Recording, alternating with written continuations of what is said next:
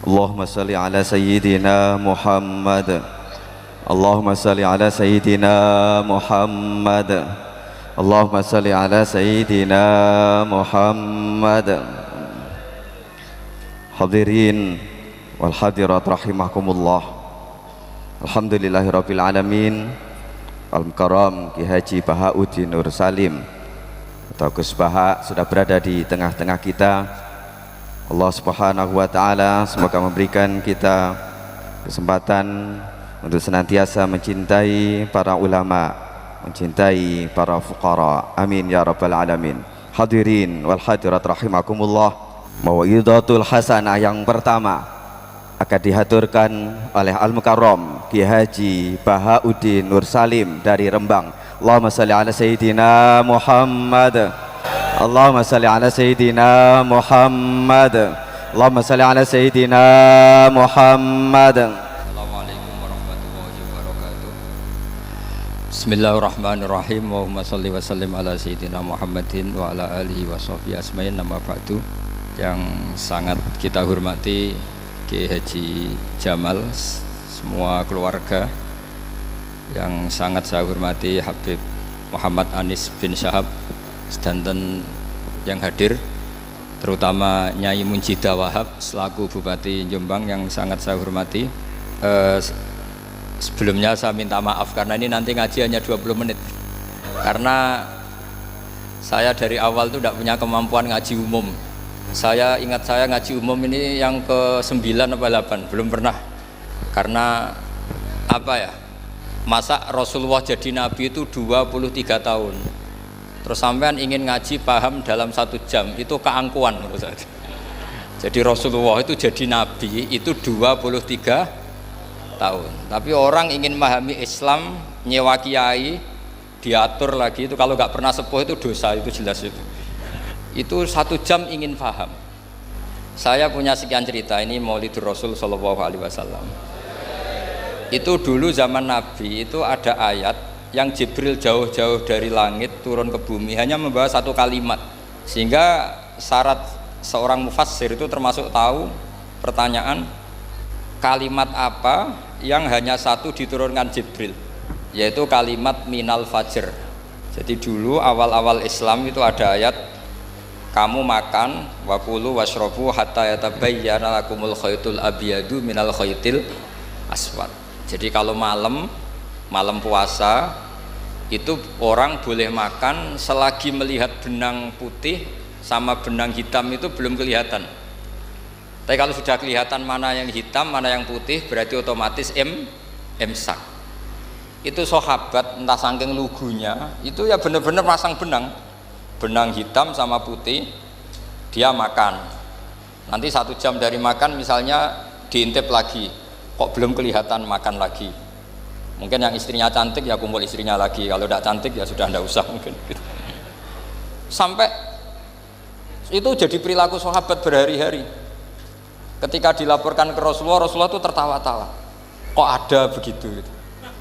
Baru Jibril datang menerangkan minal fajr. Jadi benang hitam artinya masih malam, benang putih maknanya sudah fajar shadiq. Itu lama sekali. Saya ini termasuk orang yang sangat-sangat susah ketika orang ingin belajar Islam itu instan. Dulu Nabi jadi Nabi itu 23 tahun. Itu untuk menemukan teori masbuk, tidak nyalip imam, itu Nabi juga lama. Jadi dulu sahabat itu kayak anak-anak kecil zaman saya kecil, itu kalau imam sudah rakaat ketiga atau rakaat keempat, itu kalau orang-orang desa kan langsung takbir, terus dia sholat sampai 3 rakaat nyalip siapa? Imam. Nanti di rakaat keempat baru sama imam salam dia ikut salam. Itu hebat betul itu sama sekali nggak salah. Kalau ditanya, loh kok ikut salam? Kan sudah sama-sama 4 rakaat karena imamnya dia apa? Disalib. Jadi dia takbir terus tahu imamnya rakaat ketiga atau keempat terus nyalip sampai ke rakaat yang sama, nanti salamnya bareng-bareng imam. Itu dulu sahabat ya gitu. Kalau Rasulullah sudah di rakaat keempat atau ketiga langsung mereka takbir Allahu Akbar, nyalip. Setelah nyalip menyamakan dengan Rasulullah salam juga ikut salam. Jadi itu dulu lama sekali prosesnya. Sampai ada satu peristiwa Mu'adz bin Jabal datang kemudian Nabi sudah sholat, berarti masbuk kalau dalam bahasa fikih. Mu'ad langsung ikuti Nabi, setelah Nabi salam baru Mu'ad menambahkan jumlah rakaat yang tertinggal. Terus semenjak itu jadi sunnah, jadi sunnatan mutaba'ah kalau masbuk ikut imam, kemudian hanya menambahkan rakaat yang tertinggal. Itu 23 tahun. Jadi saya ngisi 20 menit yang nggak paham, 2 jam yang nggak paham, 3 jam yang nggak mungkin paham. Daripada gitu ya 20 menit saja. Ya itu betul, karena saya tidak punya kemampuan untuk itu. Saya masih ingat, saya ngaji umum pertama itu di hallnya abahnya Pak Hamid Pasuruan di Lasem. Kedua di Pak Hamid Pasuruan kemarin. Terus tadi di Kiai Robah Maksum, itu ajudannya 3 kali ke saya tidak mau. Kiai Robah datang sendiri, sudah sepuh dituntun. Saya ini agak-agak soleh lah, kalau sama orang sepuh itu pengapesan. Masih ingat lah aturan mainnya, laisa minna walam yarham sahirona wa yuwaqqir haqqa kabirina. Tapi yang sepuh betul kayak Mbah Jamal itu sepuh betul. Ada sepuh gaya-gayanan tidak mau. Karena memang Mbah Jamal itu besanan sama saya, Mbah Sahal itu misanan saya, misanannya Mbah saya. Terus dapat Mbah Nafisah ya keluarga sini. Saya teruskan, kalau Mbah Robah itu faktornya sanad ya. Robah bin Maksum, Maksum ini muridnya Mbah siapa itu? Fakih Mas Kumambang. Ya, Mbah Zubair dulu yang ngajinya sama Mbah Fakih apa? Mas Kumambang. Kemarin seminggu yang lalu saya di Pondok Termas, ya faktornya sepuh. Karena sanad saya Mbah Mun, Mbah Zubair, Kiai Fakih Mas Kumambang, kemudian Mbah Mahfud apa Termas. Saya terus mau cerita tentang sanad ilmu. Jadi Nabi itu 23 tahun dan itu tidak gampang, ada fasenya. Bahkan ada fase Nabi itu harus as-sukut anil mungkarat. As-sukut anil mungkarat itu diilmoni oleh pakar-pakar usul fikih. Apakah as-sukut anil mungkarat itu berarti mengekrori kemungkaran? Apa takhirul bayan? Saya ulang lagi pakai bahasa Indonesia. Ketika ada kemungkaran Nabi diam, itu diamnya karena nyari momen untuk ngandani, atau memang diam itu dengan tanda kutip jangan-jangan dianggap ikrar. Makanya ulama usul fikih itu berdebat. Diamnya Nabi ketika melihat kemungkaran di awal Islam itu karena ada mahwa aham, ada yang lebih penting, yaitu menerangkan tauhid. Tahu takut itu menjadi satu momok bagi mereka, karena Nabi dianggap coro Jawa itu dianggap kecangkeman, sidik-sidik ngeloroi.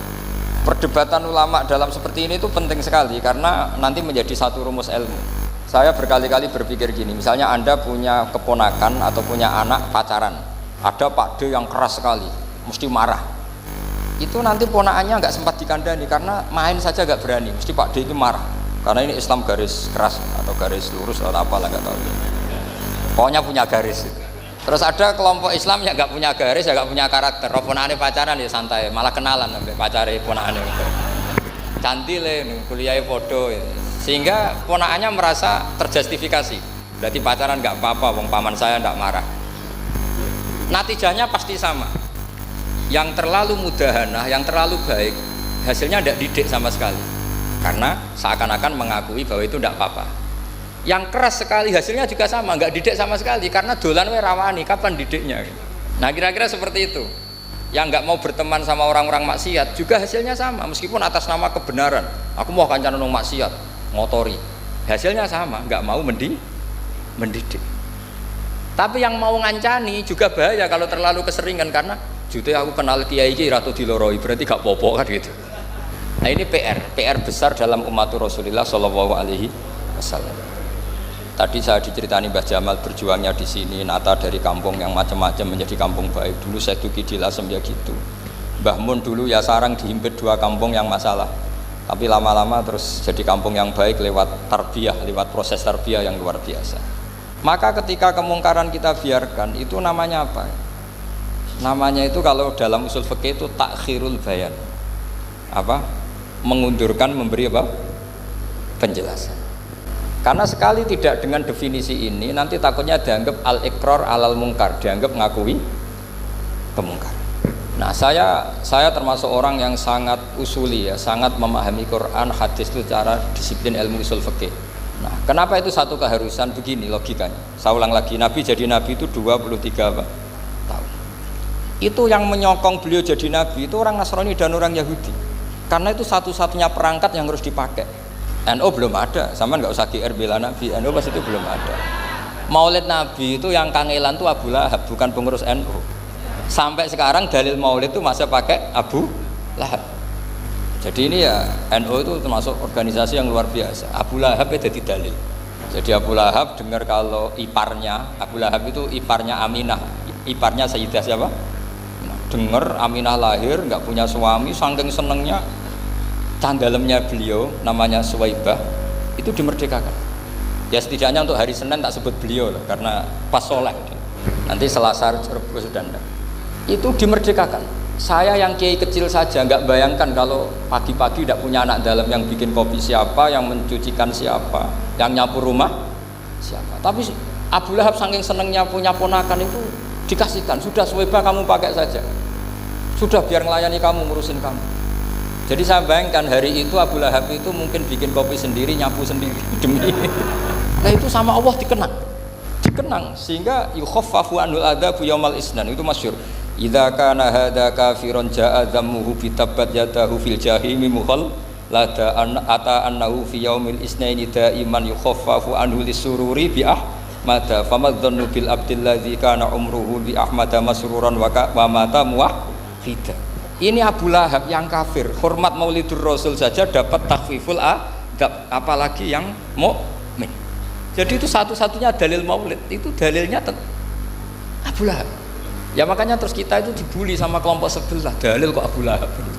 Tapi saya pastikan awal Islam itu yang menjadi perangkat nubuah itu hanya Yahudi dan Nasrani. Karena yang lainnya nggak tahu Nabi itu apa. Saya beri sedikit cerita, Nabi itu umur anggap saja kita ikut kaul yang 12 tahun saja. Sebetulnya ada beberapa perdebatan, yang ada yang bilang 9, ada yang bilang 12. Tapi yang debat tidak usah didengerin, sama-sama nggak tahu kok ngotot.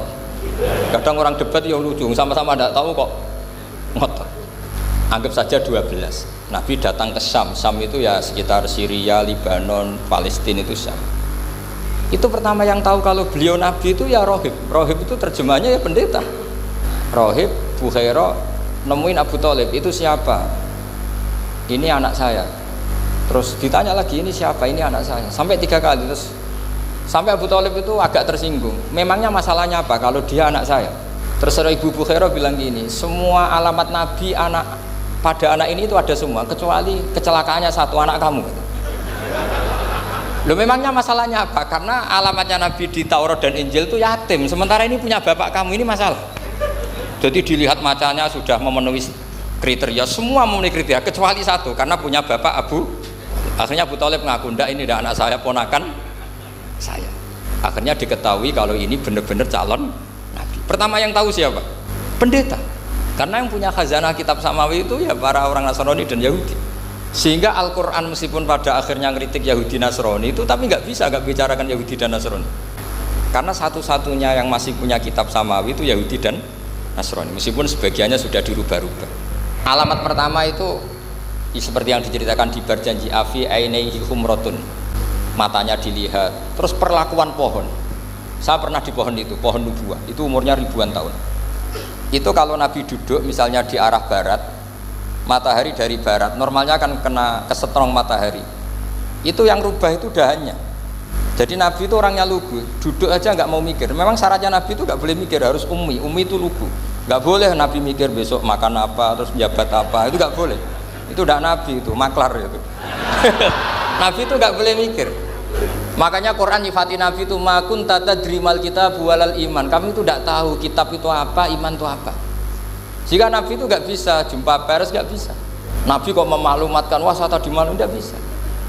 Nabi itu justru bagus keliru pertama jadi Nabi. Nabi pertama ketemu Jibril itu dikira malakul maut, dia lari ketakutan. Zammiluni Khadijah, saya ini takut, itu tadi ada malakul maut, saya takut. Sama Khadijah dikemulin. Jadi Nabi itu nggak tahu kalau itu malaikat siapa? Jibril. Jibril nggak bisa dia kenalan nggak di seminar. Ini malaikat Jibril pernah kuliah di sini, nggak bisa seperti itu. Jibril itu ya aneh. Pertama ketemu Nabi, Iqra ya Muhammad, kamu harus baca ini. Kata Nabi, Nabi Qur'an, saya tidak bisa baca. Harus bisa. Dipaksa sampai 3 kali. Nabi tetap jawab, saya tidak bisa baca. Terus kata Nabi kenangnya, Tony, saya didekap, kamu harus bisa baca. Setelah baca dilepas, Nabi lari pulang terus bilang ke istrinya, Zammiluni. Ini secara nahwu agak aneh karena mukhatabahnya perempuan satu, harusnya zammili ini.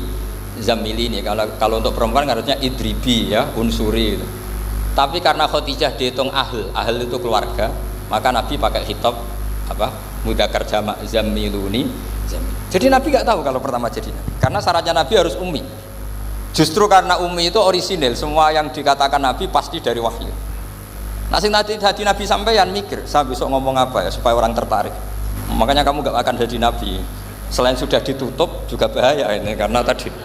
Makanya saya ngaji itu ya sekenanya saya tidak pernah ngaji itu mikir. Karena ngaji itu menarik ndak itu terserah nasib. Kalau nasib sedang baik, kamu tidak paham gini, wah Gus Baik ilmunya tinggi sampai kita tidak paham itu kalau nasib sedang baik. Kalau nasib tidak baik, ngomong sudah enak apa? Sebulet tuh. Jadi sebetulnya ini masalah qalb. Allah yang muqallibal qulub. Kayak kamu kelihatan serius itu kalau nasib sedang baik dianggap pemikir. Kalau nasib sedang nggak baik, wong kok merenggut terus, mesti begitu. Kalau kamu nasib baik, sering guyon, mesti orang komentarnya alhamdulillah itu ceria, gampang syukur. Kalau nasib nggak baik, kiai kok guya-guyu, jelas kan gitu. Sehingga Nabi itu memang nggak boleh mikir. Sehingga diistilahkan ma kunta tadri mal kitab walal iman. Kamu itu tidak tahu Muhammad, kitab itu apa, iman. Justru itu bagus. Nggak tahu itu bagus kalau untuk Nabi. Kalau untuk apa? Sehingga orisinil datang ke Khadijah, zammiluni zammuli. Jawabannya Khadijah lucu. Kamu betul ketemu orang seperti ini ke makhluk ya, seperti ini nih. Iya kata Nabi.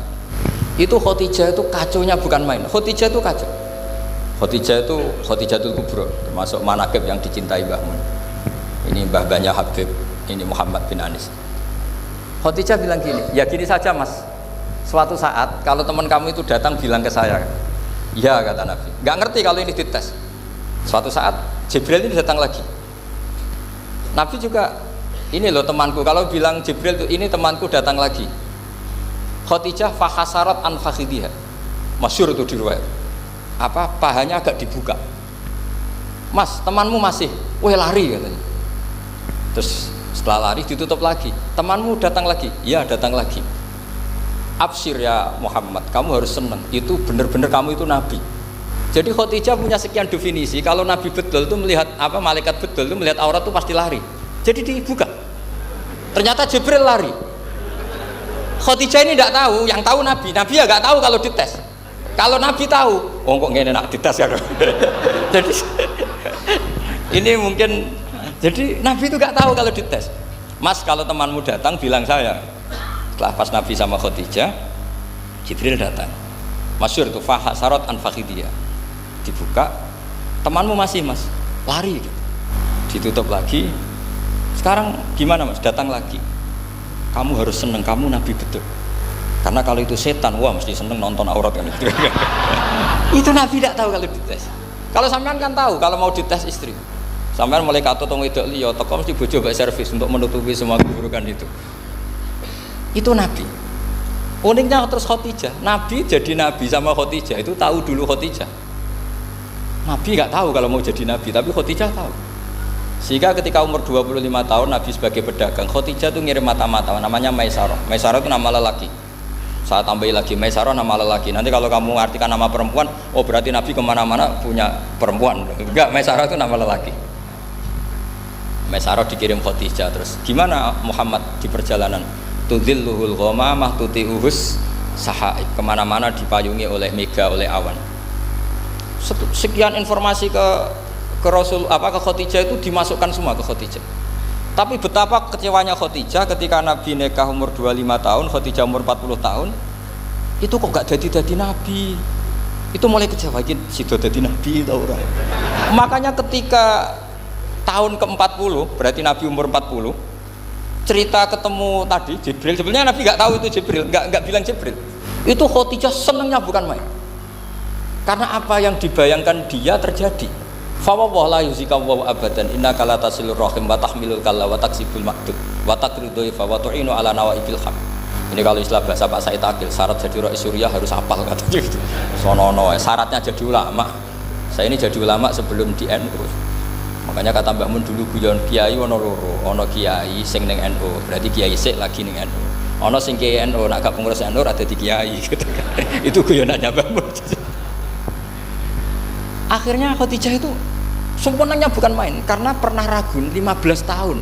Kan dari umur 25 sudah yakin kalau ini nabi, kemudian nggak tahu bukti berikutnya, makanya terus ini jadi nabi enggak. Setelah umur 40 benar-benar nabi, paginya diajak ke Waraqah bin Naufal, masih pernah paman sama Khadijah. Ya Ami, ini ibnu akhika mau cerita. Terus Waraqah ini Nasrani. Di kitab Bukhari disebut wakana imro'an tanas sorofil jahiliyah wa yaktubu Injil bil Ibroniyah masyaallah ayaktub. Jadi Waraqah itu penginjil, pendeta. Tapi nanti loh, kamu jangan salah paham terus kayak pendeta sekarang. Tidak ada periode di mana Injil masih asli dan ada periode ini yang sudah muharraf. Itu kan ya itulah khasnya ulama sudah. Akhirnya Waraqah tanya, kamu ngomong saja ya Ibnu Akhi, manggilnya seperti itu.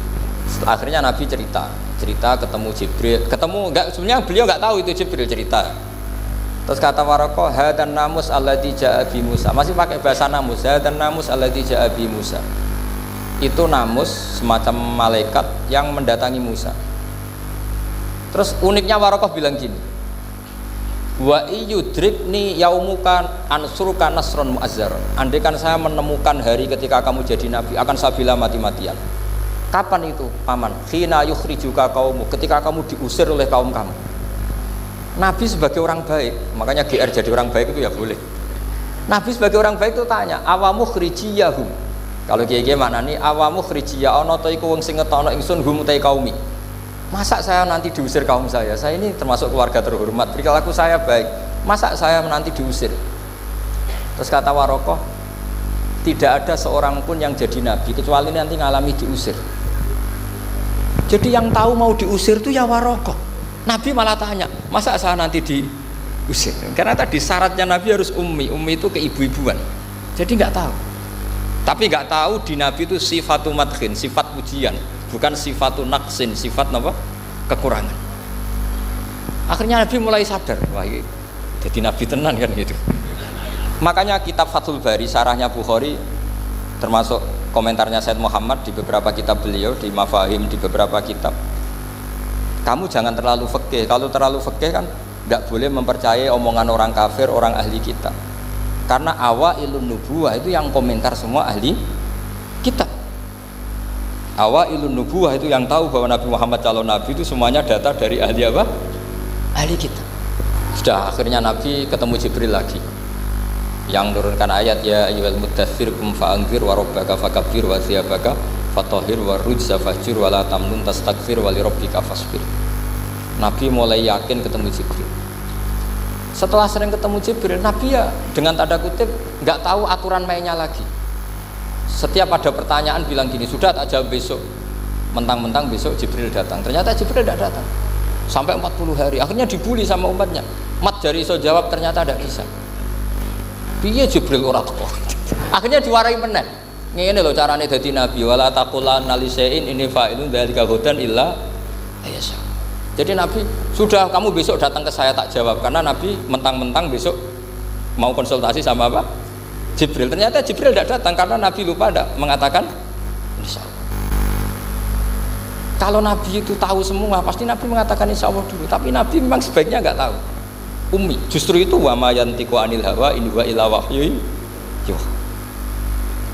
Itu beberapa peristiwa. Sehingga syaratnya jadi wali, karena wali itu warasatul anbiya, ya kudu rada goblok sithik-sithik. Enggak boleh wali kok cerdas, analisis, enggak boleh. Wali kok delok TV ngrungokno pakar-pakar analisis. Iku ora wali, jadi maklar. Enggak boleh. Jadi misalnya yang menang Pak Jokowi atau Pak Prabowo, enggak boleh pakai Pak Jokowi petahana, bos gini, enggak boleh. Wali kalau ditanya yang menang Pak Jokowi Pak Prabowo, biadillah gitu aja. Itu urusan Allah. Itu alamatnya apa? Itu enggak penting, yang penting golek ridhanya Allah. Enggak menarik figur-figur seperti itu wali. Sudah saya teruskan supaya clear ya masa Maulidur Rasul sallallahu alaihi wasallam. Itu kita tidak punya data kecuali dari ahli kitab. Yahudi lebih ngeri lagi. Yahudi itu punya kriteria syaratnya Nabi harus min dzurriyyati Ibrahim. Ya makanya kitab yang paling disenangi Mbah Mun itu Berjanji. Syaratnya Nabi harus min dzurriyyati Ibrahim. Lalu Muhammad itu siapa? Kok tahu-tahu Nabi dia itu orang Arab itu jahiliyah, wongnya goblok-goblok. Wah, akhirnya terus jadi polemik ilmiah kan. Akhirnya Nabi memaklumatkan diri kalau beliau min dzurriyyati Ibrahim. Dibuktikan Ibrahim pernah singgah di Mekah, yaitu fihi ayatum bayyinatum maqamu Ibrahim. Bahwa Ibrahim pernah hidup di Mekah ada buktinya, yaitu ada bekas kaki di dekat Ka'bah. Akhirnya Ibrahim meninggalkan Ismail. Ismail kecil kekurangan air, Hajar lari-lari nyari air 7 kali. Akhirnya jadi sa'i bena Safa wal. Ada sekian bukti kalau Ismail itu hidup di Mekah, menikah sama suku Jurhum. Akhirnya orang Yahudi mulai ngeber. Loh iya, Muhammad pantas jadi nabi, ternyata orang Mekah turunan Ibrahim alaihis. Itu andekan orang Yahudi yang tidak komen, itu juga gak dilacak nasabnya Nabi. Gara-gara orang Yahudi komen, Nabi itu harus turunan Ibrahim, kamu asal-usulnya gimana? Akhirnya Allah sendiri yang menjawab bahwa Nabi lahir dari Ibrahim. Padahal Ibrahim itu orang Palestina. Logikanya gimana? Ternyata Ibrahim pernah singgah di Mekah. Ada bekas kakinya, ada ritualnya, yaitu lari bena Safa wal Marwah, menceritakan wal Marwah, menceritakan apa? Ibrahim ketika nyari apa? Siti Hajar ketika nyari apa? Itu disebut fihi ayatum bayyinatum maqamu Ibrahim. Maka berjanji itu kitab yang masalah madaih itu bagus secara tarikh. Jadi kitab madaih itu beda-beda. Ada yang kayak Habib Ali. Habib Ali itu lebih ke isek itu berontok. Jika saya suka baca Simtud Duror itu kalau pas isek, pas berontok. Bronto itu ya pas kangen Nabi, biasanya saya wudhu terus baca Simtud Duror, itu pas isek. Tapi kalau saya ingin baca sejarah suka berjanji. Kalau Habib Ali jelas isek. Yang juriannya sekarang di Solo termasuk Habib Muhammad bin Husain bin Anis bin Alwi bin Ali yang punya Simtud Duror. Jika kalau beliau baca sholawat ya sholatan yattasulu biha ruhul musalli alaihi bi. Fayam basitu fi qalbi siru nuri ta'alluqi bi wa hubbi. Fayuktabu biha bi inayatillahi nabu fi hisbi. Kalau berjanji enggak, dia tahu problem utama Nabi itu nasabnya, karena beliau orang Quraisy, orang jahiliyah yang dikira enggak punya darahnya Nabi Ibrahim. Maka beliau pertama ngarang diantaranya wa ba'du fa'aqul huwa Muhammad bin Abdullah bin Abdul Muttalib wasmuhu Syaibatul Hamdi khumitat khisalusaniyah. Saya pastikan Muhammad cucunya Abdul Muttalib. Dia yang punya pintu yang mau masuk ke Ka'bah, namanya Babu Bani Syaibah. Itu nama lain dari Abdul Muttalib. Terus diteruskan Abdul Muttalib bin Hasyim terus sampai wa adnanu bila raibin idza dawil ulumin nasabiyah ila dabihi Ismail nisbatuhu wa muntah. Karena berjanji ingin ngomong, ingin memaklumatkan ini Muhammad. Kamu kira orang mana? Beliau adalah turunan Ibrahim. Kayak apa alimnya yang ngarang berjanji? Nah, saya berkali-kali ngomong di mana-mana. Lah berjanji itu nasibnya kurang baik. Dibaca bahasa Arab, yang baca nggak paham, yang dengar nggak paham. Akhirnya kubu sebelah dianggap baca mantra. Nah, terus dihukumi bid'ah kan? Coba kalau itu ditulis bahasa Indonesia. Nasab Muhammad. Dia punya bapak Abdullah, punya mbah Abdul Muttalib gini-gini. Paling kubu sebelah tidak akan bilang bid'ah, mesti ngomong ini buku sejarah. Jadi gara-gara bawa bahasa Arab, sing maca ora paham, sing nyenggaki ora paham, terus koyok mantra. Sing kritik yo luwih ora paham. Oh, sudah akhirnya. Jadi berjanji itu bela-belain Nabi itu yang dilihat sisi nasab. Makanya beliau ngendikan wa'adnanu bila raibin inda dzawil ulumin nasabiyah ila dzabihi Ismaila nisbatuhu wa muntah. Itu juga orang Yahudi. Akhirnya orang Yahudi banyak yang iman. Ternyata Muhammad itu tidak orang lain. Sampai mereka bilang Muhammad minal asbab. Muhammad itu enggak lain saudara kita. Akhirnya orang Yahudi banyak yang iman. Jadi pertama Nabi jadi Nabi itu yang tahu ya orang Yahudi dan orang Nasrani, karena mereka pasti punya sisa-sisa kitab samawi. Yaitu yang diceritakan Ka'bil Akhbar. Ya al-haditsus tsani an Yasar bin Atha an Ka'bil Akhbar. Qala allamani abi Tawrata ila sifran wahidan kana yaqtimuhu wa yudkhiluhus sunduk falamma mata bi fatahtuhu fa idan fi nabiyyun yakhruju akhiras zaman maulidu bi Makkah wa hijratu bil Madinah wa sultanuhu bisyam. Jadi ini saya urun nerangkan maulid, tapi jangan diundang lagi. Ya, pokoknya saya ini kaidahnya jelas. Kalau tidak pernah sepuh ngundang saya haram. Aturan fikihnya kan gitu. Kalah alim ngatur yang alim haram. Kalah tua ngatur sing tua haram. Tapi nak wong tua ngatur sing nom ono kemungkinan halal. Mergo ono kemungkinan sing nom ra nurut wong tua itu dosa. Makanya kalau saya dipanggil yang pernah sepuh, waduh cocok ra cocok ya samina wa ta'na. Karena Mbak Jamal ini abahnya Gus Rozin, biasanya Basal. Terus saya pokoknya tak ingat saya pengajian umum itu baru ke-7 ke-8. Semoga ya nanti sampai mati ya jumlahnya masih bisa terhitung. Tapi kalau ngaji rutin saya terus ngaji rutin. Saya pernah baca hikam di Jogja khatam. Kalau di pondok saya sudah nggak terhitung saya khatam berapa kitab, nggak terhitung karena saya sering ngaji rutin. Sehingga Diba itu kitab kesayangan Habib Ali. Habib Ali sebelum ngarang Simtud Duror itu beliau nginduk kitab apa? Diba, masyhur. Jadi saya ulang lagi ya, kalau Diba sama Berjanji lebih ke tarikh, kalau Habib Ali ke Isyak, semuanya baik. Saya baca semua. Saya niru Habib Ahmad Al-Habsyi Pasuruan, pernah tak tanya, kenapa kalau maulid baca tiga-tiganya? Ben gak asobiah Gus, ben keduman kabeh. Saya itu setengah hafal semua, tiga-tiganya setengah hafal semua. Berjanji cerita, Al-Haditsus Diba, yang ini Diba, Al-Haditsus Tsani an Yasar bin Atha an Ka'bil Ahbar. Kata Ka'bil Ahbar, saya ngaji sama bapak itu Taurat itu khatam. Tapi saya itu iskal itu janggal. Kenapa ada satu lempiran yang nggak diajarkan? Disimpan fisunduk. Jadi orang Yahudi itu ada baiknya. Mestinya kalau mangkal kan dibakar supaya hilang jejak. Enggak. Karena Yahudi itu ada unsur nubuah. Karena babanya Yahuda bin Yakub bin Ishak bin Ibrahim. Tapi Yahudi yang orisinal ya.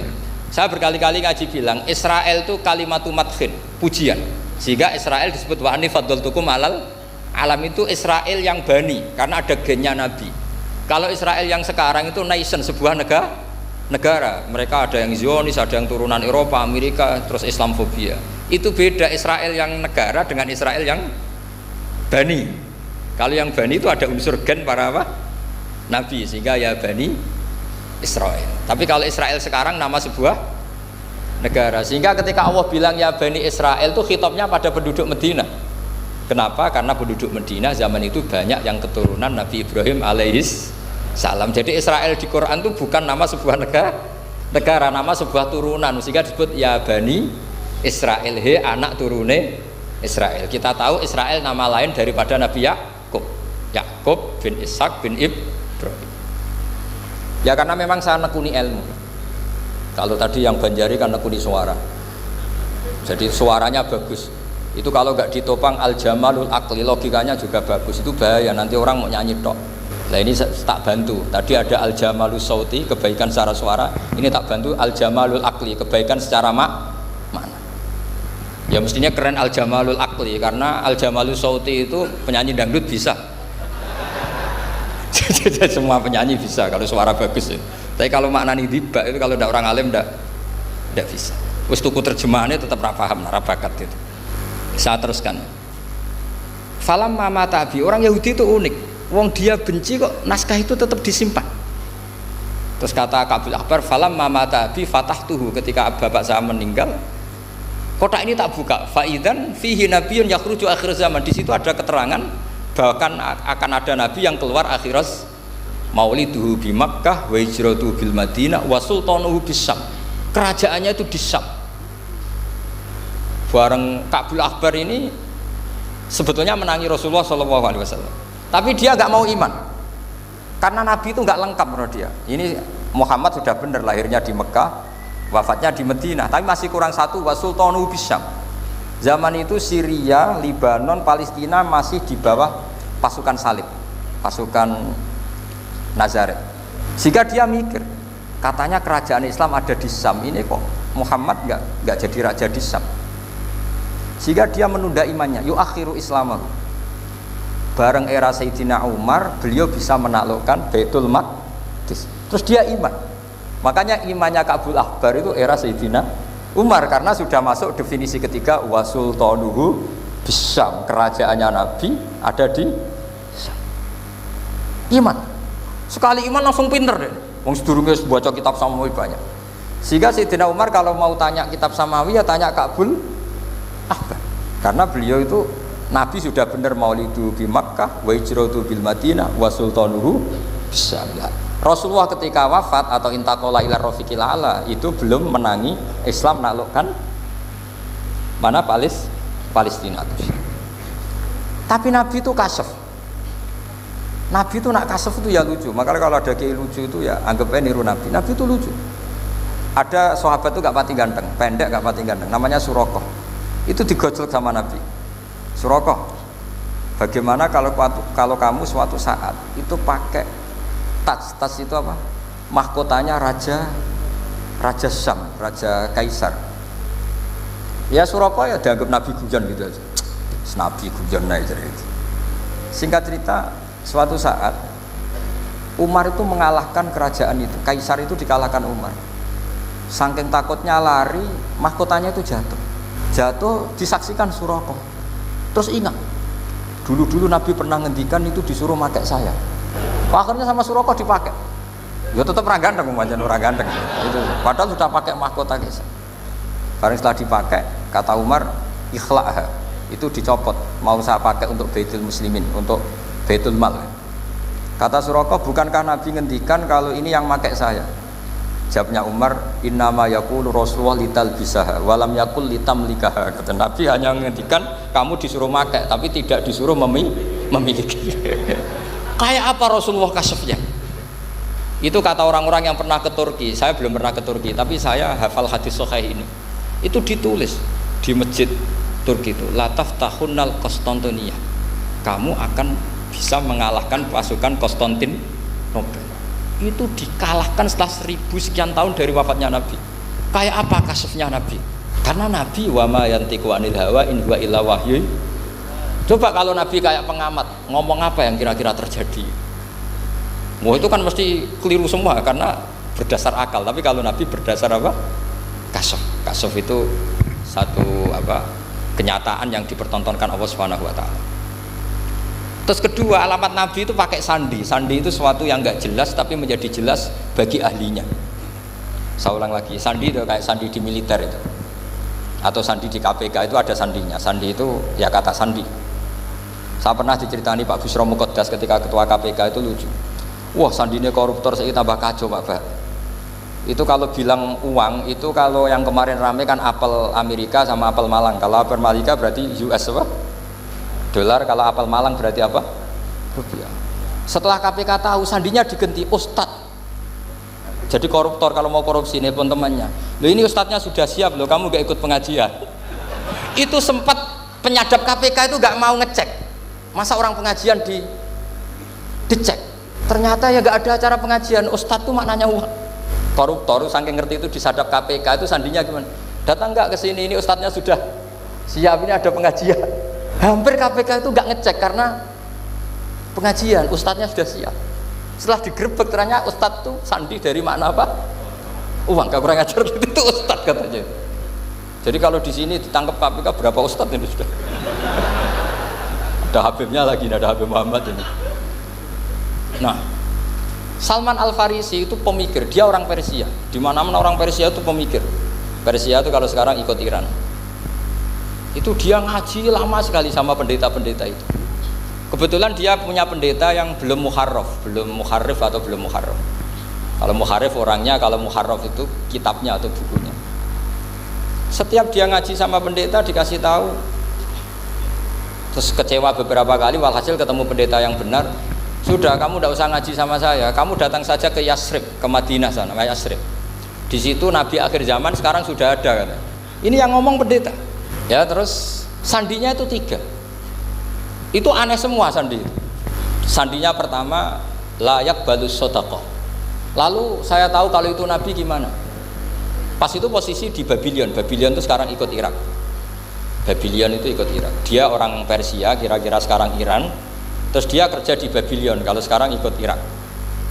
Makanya ada yang cerita Nabi Ibrahim itu orang Babylon, berarti orang mana? Irak. Kemudian pindah ke Syam, kemudian sempat hidup di mana? Makkah. Akhirnya datang. Beliau di Babylon diceritani. Terus beliau miskin. Terus ada kafilah dari Yasrib, dia bilang saya siap jadi budak Anda asal saya dibawa ke Yasrib. Akhirnya Salman jadi budak. Jadi budak, dia di Yasrib jadi budak. Demi penelitian tuh dia jadi budak. Padahal dia orang pinter sekali, namanya Salman Al-Farisi. Setelah jadi budak, dia di Yasrib. Suatu saat dia kerja dapat ujroh itu upah. Datang ke Rasulullah. Ya Muhammad, manggilnya masih jangkar. Ya Muhammad, saya punya banyak uang. Kamu kan punya sahabat banyak, punya santri banyak. Ini tak sedekahkan ke kamu. Apa kata Nabi? Sahabat dipanggil semua. Halumu ilayya, kesini ini makan, ini ada sedekah. Terus kata Salman kenangannya walam yakhud min hasean. Bahkan sebagian riwayat mengatakan falam yamussa, Nabi nyentuh saja nggak mau, karena diistilahkan sodako. Terus kata Salman, hadihi wahidah, ini satu alamat. Itu sandi, nggak ada yang tahu kecuali ahli kitab. Setelah seminggu, 2 minggu dapat uang lagi.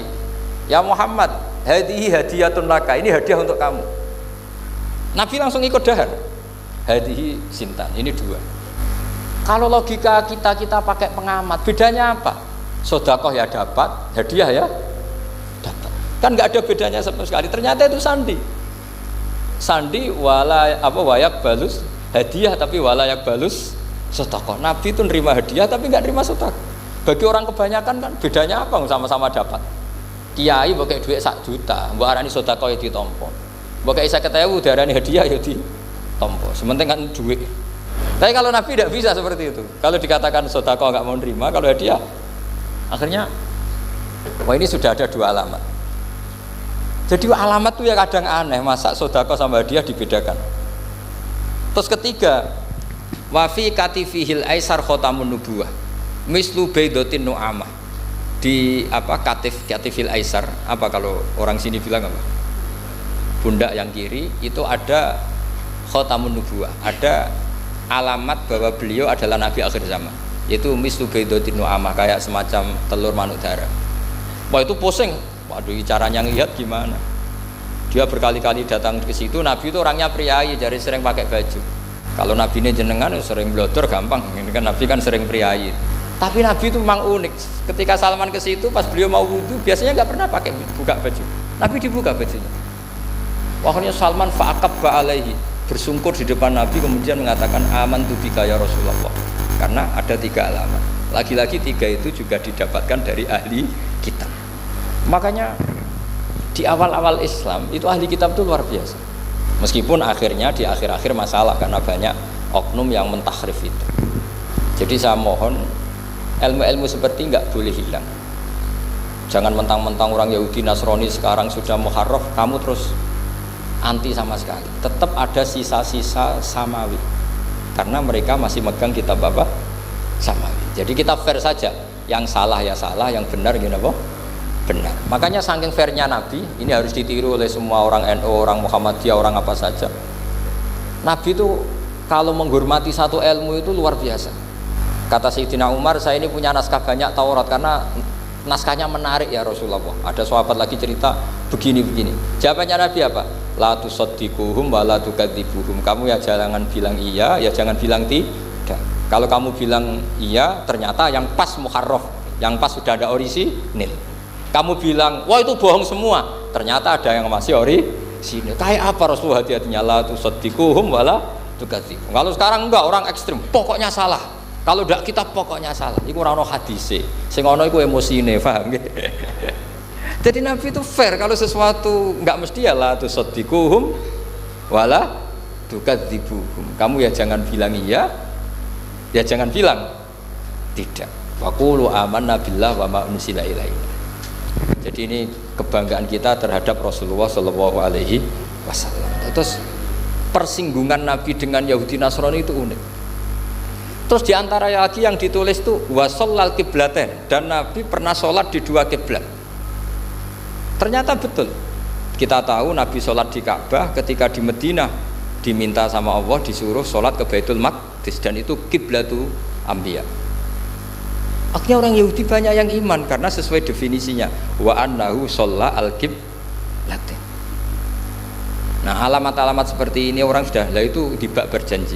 Itu fasih betul menerangkan itu. Jadi saya bilang kalau sing tuduror itu madainya isek luar biasa, brontonya Habib Ali. Sampai ketika beliau baca sholawat itu tidak kayak sampean. Sampean baca sholawat, sholawati sitok wis tanhalu bil uqadu wa tanfariju bil qurabu wa tubdu bil hawa. Ijo sholawat sing kena nggo nyaur utang, nggo kabul kajate wonya gitu. Sholawatnya sekali permintaannya panjang sekali. Kalau Habib Ali enggak, makanya saya suka sama sholat beliau. Sholatan yattasilu biha ruhul musolli alaihi. Dengan sholawat ini rohnya yang membaca sholawat sambung sama rohnya Rasulullah Shallallahu Alaihi Wasallam. Barokahnya sambung menjadi mencintai. Barokahnya mencintai fayuk tabu biha biinayatillah fi hisbi. Barokahnya mencintai ditulis termasuk umatnya Rasulullah Shallallahu Alaihi Wasallam. Nah sholawatnya sampean kan enggak seneng sengtan halu bil uqad, semua problem hilang. Watan farijubil kurab, semua kesusahan hilang. Watu bil hawajik kabul kajate. Watu nalu biro kasil sing seneng-seneng. Wis pokoknya sudah. Saya itu ya kadang iskalnya sholawat isi tok jaluane cek akeh.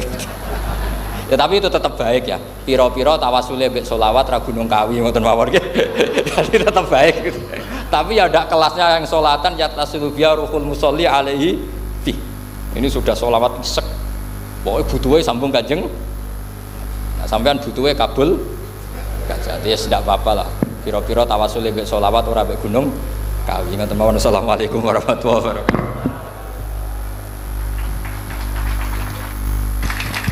Allahumma salli ala sayyidina Muhammad. Alhamdulillah rabbil alamin. Demikian mau'izatul hasanah kang sampun kadhawuhaken dening Al-Mukarram Ki Haji Bahauddin Nur Salim saking Rembang.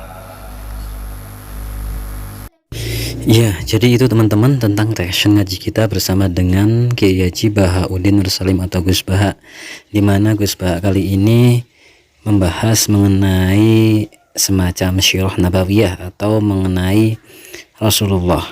Dan dalam kajian kali ini sudah kita dapatkan catatan yang mungkin nanti bisa sebagai pengingat kita. Bukan ini untuk mengulas lagi, itu bukan, tapi ini hanya sebagai catatan saja. Catatan untuk kita, bukan catatan untuk Gus Baha ya. Di antara catatan yang bisa kita dapatkan, yang pertama adalah bahwasanya Nabi menjadi Rasul itu selama 23 tahun. Masa itu demikian lamanya. Ya 23 tahun itu juga termasuk lama. Masa kita hanya ingin ngaji 1-2 jam ngaji saja itu langsung ngalim? Itu kan nggak mungkin.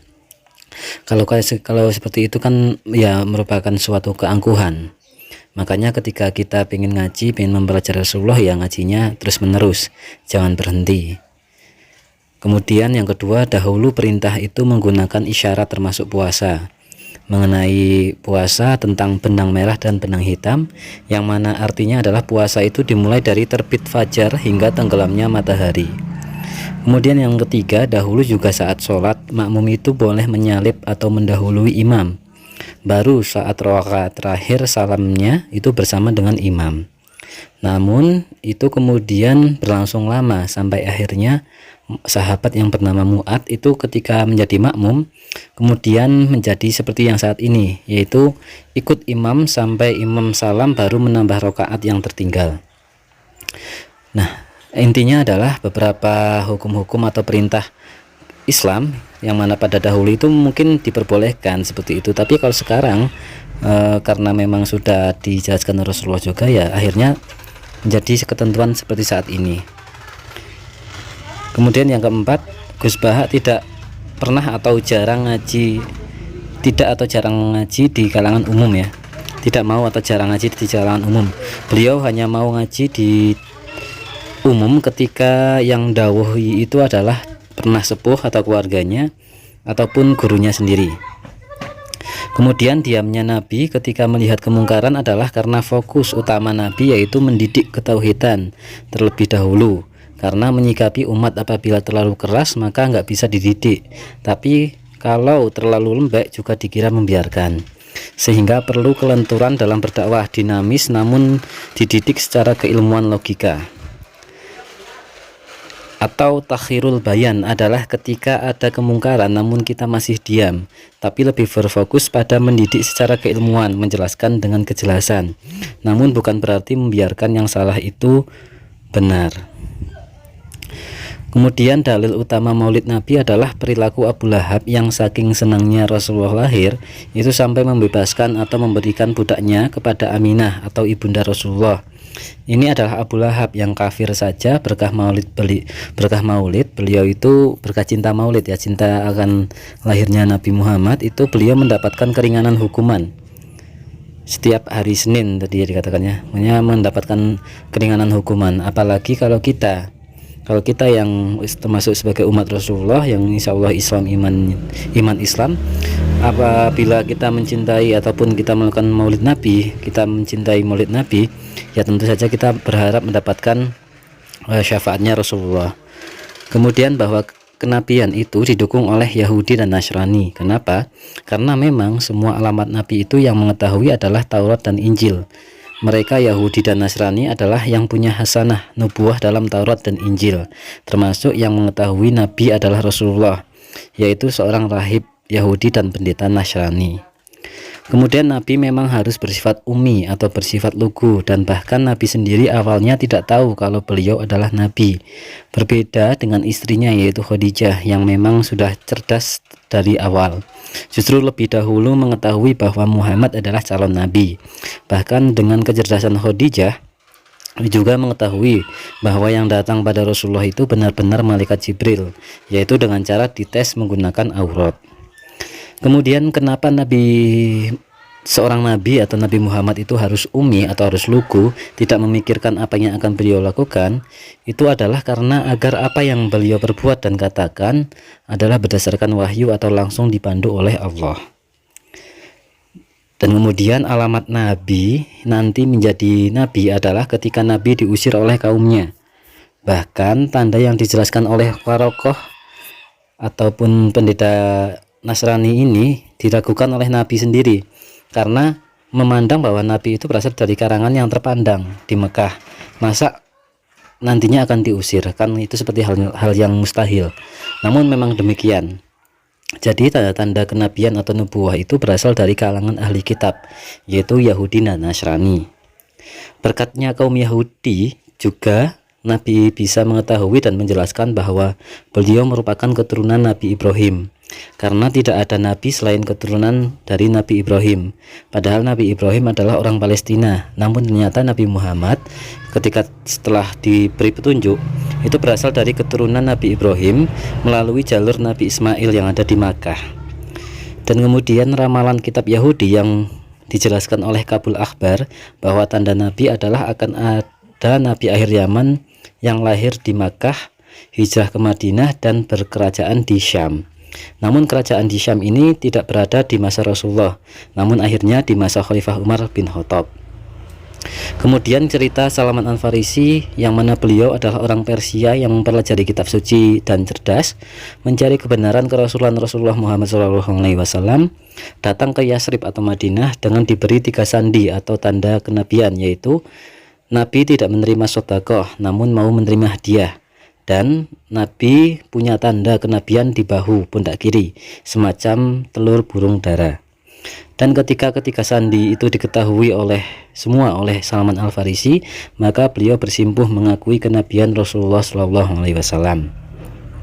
Dan yang terakhir adalah mengenai keilmuan sejarah kenabian itu, kitab yang paling detail adalah kitab Dibak dan Al-Barjanji, dan yang menggunakan bahasa cinta yang tinggi adalah kitab Sintut Duror.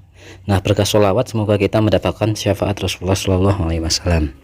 Jadi itu teman-teman yang bisa kita catatkan dalam kajian kita kali ini bersama dengan Gus Baha. Semoga menjadi ilmu yang manfaat dunia akhirat untuk kita semua. Semoga ini menjadi amal ibadah Gus Baha yang berkah dan berkahi untuk kita semua juga, dan semoga kita senantiasa istiqomah bisa ngaji bersama dengan Gus Baha, diberikan kelancaran rezeki dan sehat. Amin ya rabbal alamin. Terima kasih sekali lagi teman-teman, sedulur-sedulur semua. Wassalamualaikum warahmatullahi wabarakatuh.